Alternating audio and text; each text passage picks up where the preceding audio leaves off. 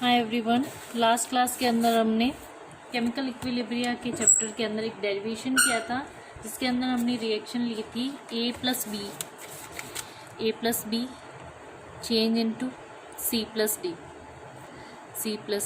ये एक reversible reaction थी। रिवर्सिबल रिएक्शन में क्या होता है, फॉरवर्ड रिएक्शन और बैकवर्ड रिएक्शन की वेलोसिटी लगभग इक्वल हो जाती है। सक्रिय द्रव्यमान के नियम से हमें पता है रेट ऑफ रिएक्शन जो होती है वो प्रोपोर्शनल होती है किसके, रिएक्टेंट की कंसंट्रेशन के या एक्टिव मास ऑफ रिएक्टेंट के। इसे तो मैंने मान लिया फॉरवर्ड रिएक्शन के लिए। ऐसे यदि हम इस बैकवर्ड रिएक्शन को सी प्लस डी को रिएक्टेंट माने और ए बी को प्रोडक्ट माने बैकवर्ड रिएक्शन के लिए, तो rate of backward reaction is proportional to क्या हो जाएगी, सी का एक्टिव मास इंटू डी का एक्टिव मास। ठीक है, जब भी किसी प्रोपोर्शनैलिटी के साइन को हटाया जाता है तब क्या आता है, कोई कांस्टेंट आता है। तो इक्वेशन 1 के अंदर जब हम प्रोपोर्शनैलिटी के साइन को हटाते हैं तो मैं क्या लिख सकती हूँ इसको, R F is equals to K F. Forward के लिए है इसलिए के एफ कर दिया, ए का एक्टिव मास इंटू बी का एक्टिव मास। इसी तरह बैकवर्ड रिएक्शन की रेट के लिए के बी इज इक्वल्स टू क्या आ जाएगा, सी की के बी इंटू क्या आ जाएगा, सी की कंसंट्रेशन इंटू डी की कंसंट्रेशन। क्लियर हो गई इतनी चीज़। अब क्या है, अब यदि हम इन दोनों की इक्विलिब्रिया कंडीशन देख रहे हैं, हम क्या पढ़ रहे हैं, इक्विलिब्रिया पढ़ रहे हैं, तो इक्विलिब्रिया के अंदर क्या होगा, इसके अंदर दोनों की रेट इक्वल हो जाएगी। आर फॉरवर्ड इक्वल्स टू क्या हो जाएगी, आर बैकवर्ड। ठीक है ना, ये चीज़ समझ में आ गई। इक्विलिब्रिया एट इक्विलिब्रिया कंडीशन जब साम्य स्थापित होगा तो रेट ऑफ रिएक्शन फॉरवर्ड और रेट ऑफ रिएक्शन बैकवर्ड क्या हो जाएगी, इक्वल हो जाएगी। तो इक्विलिब्रिया कंडीशन में R F equals to R B, forward equals to backward. तो मैं दोनों इक्वेशन 3 और 4 को इक्वेट करती हूँ, तो इक्वेट करूँगी तो इक्वेशन क्या आ जाएगी, के एफ ए की कंसंट्रेशन इंटू बी की कंसंट्रेशन इक्वल्स टू क्या आ जाएगा, के बी सी का एक्टिव मास और कंसंट्रेशन यहाँ सेम है, ध्यान रखना। मोलैरिटी को ही हम यहाँ पे क्या कह रहे हैं, एक्टिव मास कह रहे हैं, सी की कंसंट्रेशन इंटू डी की कंसंट्रेशन। क्लियर हो गई इतनी चीज़। अब हम क्या करें, यदि इन दोनों का रेशियो निकालें बैकवर्ड रिएक्शन और फॉरवर्ड रिएक्शन का, तो के एफ अपॉन के बी यदि करूँ तो ये क्या चला जाएगा, दूसरी साइड कंसंट्रेशन की टर्म्स एक साइड कर लिए मैंने, कांस्टेंट एक तरफ कर लिए, तो इसको मैं क्या कह सकती हूँ, यहाँ पे क्या आ जाएगा, सी का एक्टिव मास इंटू डी का एक्टिव मास अपॉन में क्या आ जाएगा आपका, ए का एक्टिव मास इंटू बी का एक्टिव मास। क्लियर हो गई इतनी चीज़। अब यदि फॉरवर्ड रिएक्शन और बैकवर्ड रिएक्शन दोनों ही कांस्टेंट है, दोनों के रेट कांस्टेंट की का रेशियो भी क्या होगा, एक कांस्टेंट ही आएगा, तो इसको मैंने के इक्विलिब्रिया नया कांस्टेंट नाम दे दिया। के इक्विलिब्रिया इक्वल्स टू क्या आ जाएगी, प्रोडक्ट की कंसंट्रेशन अपॉन क्या आ गया, आपकी रिएक्टेंट की कंसंट्रेशन। यह आपके आ गया फॉर्मूला किसके लिए, इक्विलिब्रिया कांस्टेंट का फॉर्मूला आ गया। अब ये तो कब था, जब हमारे पास में क्या थे, रिएक्टेंट क्या थे, एक एक मोल लिए थे, एक मोल ए का एक मोल बी का, प्रोडक्ट भी बना एक मोल सी का एक मोल डी का। अब मान लो अपने प्रोडक्ट की रिएक्टेंट की कंसंट्रेशन चेंज हो रही है, तो उस कंडीशन में कैसे इक्वेशन डिराइव करेंगे देखते हैं। अब माना रिएक्टेंट ए जो है, इसके 2 मोल लिए अपन ने, 2 मोल ए के, ठीक है, प्लस हमने क्या ले लिया, बी का 1 मोल ले लिया। चेंज हो रहा है किसमें, 3 मोल सी के बन रहे हैं और 1 मोल डी का बन रहा है। ऐसे कोई हमने इमेजिन कर लिया एक कोई रिएक्शन है, ठीक है। तो इस रिएक्शन के लिए हमारे पास में रेट ऑफ रिएक्शन क्या हो जाएगी, आर फॉरवर्ड, ये फॉरवर्ड रिएक्शन, ये बैकवर्ड रिएक्शन। फॉरवर्ड रिएक्शन के लिए क्या हो जाएगा, are F equals to K F into क्या आ जाएगा, सी की कंसंट्रेशन की पावर 3। यहाँ मोल कहाँ चले जाएंगे, ऊपर में चले जाएंगे, इनटू क्या आ जाएगी, डी की कंसंट्रेशन की पावर 1 लिखने की आवश्यकता नहीं है। ऐसे ही आर बी इक्वल्स टू क्या आ जाएगा, के बी ए की कंसंट्रेशन की पावर क्या आ जाएगी आपके 2, उल्टा लिख दिया।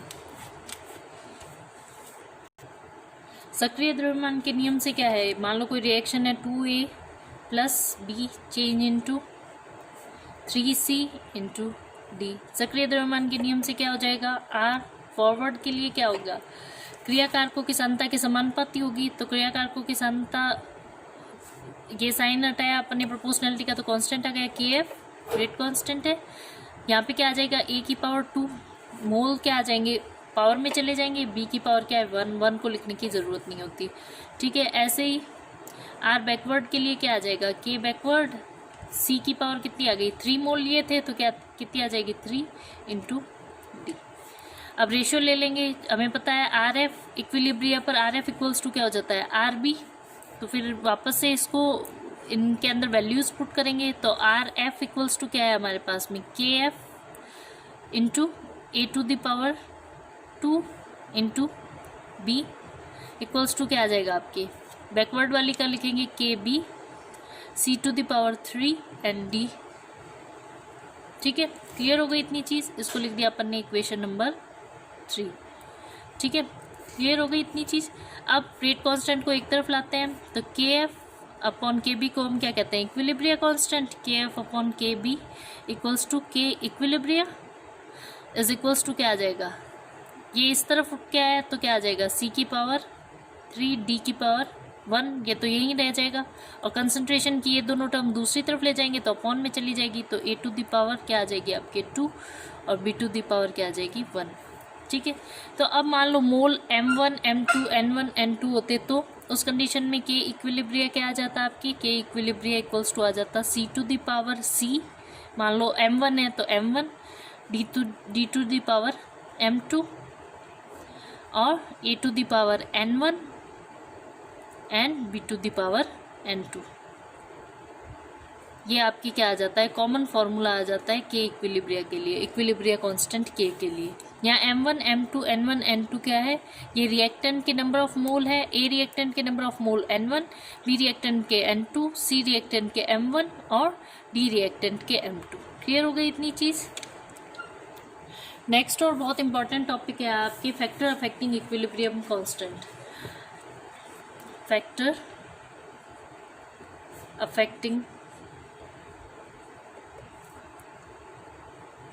Equilibrium constant, equilibrium constant. ठीक है, फैक्टर अफेक्टिंग इक्विलिब्रियम कांस्टेंट कौन कौन से फैक्टर अफेक्ट करते हैं। फर्स्ट है आपके टेम्परेचर, सेकेंड है आपकी mode of representing the reaction, अभिक्रिया को प्रदर्शित करने की विधि। सेकेंड है आपकी मोड ऑफ रिप्रेजेंटिंग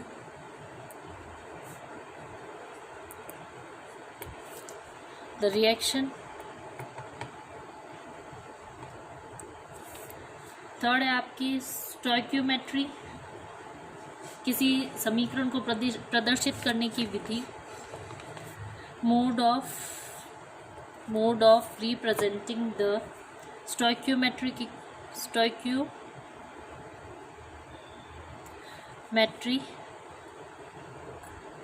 रिएक्शन।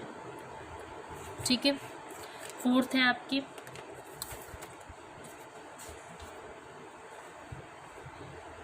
किसी यौगिक की मात्रा को प्रदर्शित करने की विधि। Mode of representing the amount of substance, mode of representing the amount of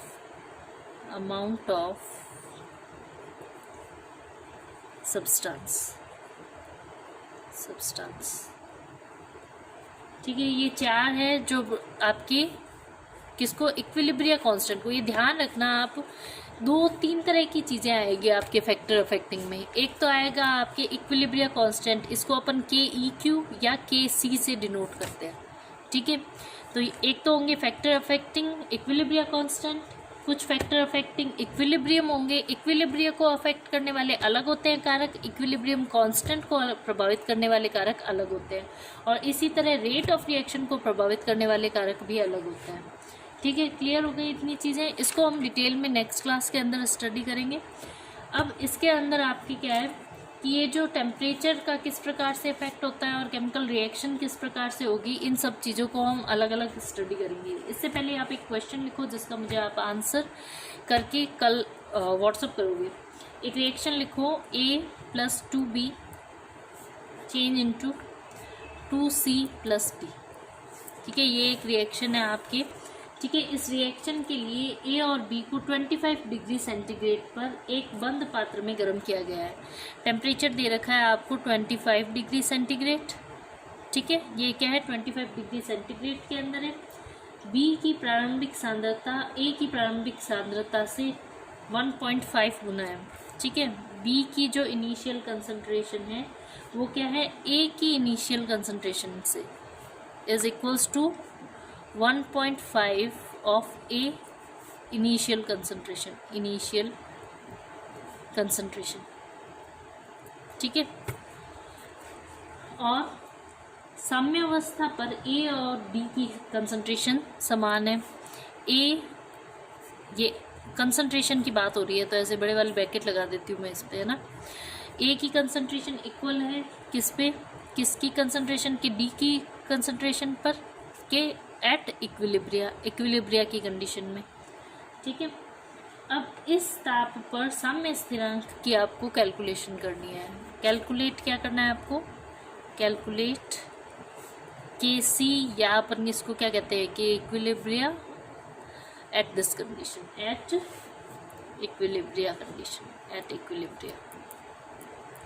साम्य अवस्था पर क्या करनी है आपको, इक्विलिब्रिया की कैलकुलेशन करनी है, ठीक है। ये न्यूमेरिकल आप मुझे करके व्हाट्सअप करोगे, देखती हूँ कितने बच्चे पढ़ रहे हैं इसको, ठीक है। Happy learning.